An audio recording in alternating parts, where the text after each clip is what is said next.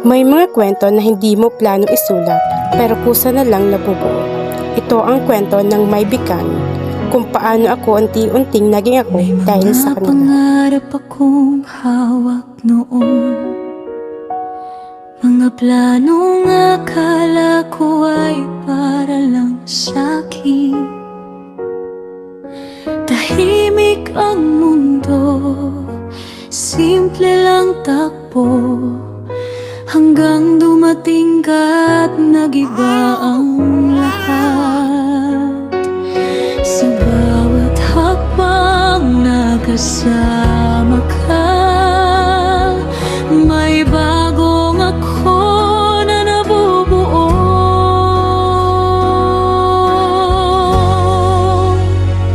Sa paglaki mo, lumaki ako. Sa bawat tawa mo, natuto ang puso. Hindi ko man alam ang lahat noon. Pagmamahal mo ang naging direksyon. Ito ang aking becoming. Sa yakap mo ako'y naging buo, habang ikaw ay lumalayo sa duyan.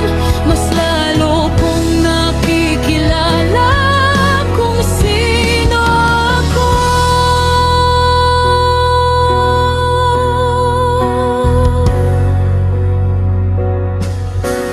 May mga gabing pagod at tahimik, mga luha na ako lang ang nakakaalam. Pero sa isang tawag mo, mama, parang may ilaw na muling sumisikat. Sa bawat araw na lumilipas, mas nagiging matapang ang bukas. Sa paglaki mo, lumaki ako. Sa bawat tawa mo, natuto ang puso. Hindi ko man alam ang lahat noon. Pagmamahal mo ang naging direksyon. Ito ang aking becoming. Sa yakap mo ako'y naging buo, habang ikaw ay lumalayo sa duyan. Mas lalo kong nakikilala kung sino ako.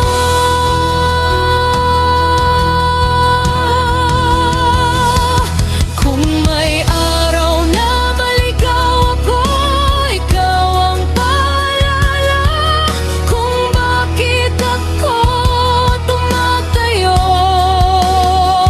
Hindi man perpekto ang bawat hakbang, pagmamahal natin ang aking tahanan.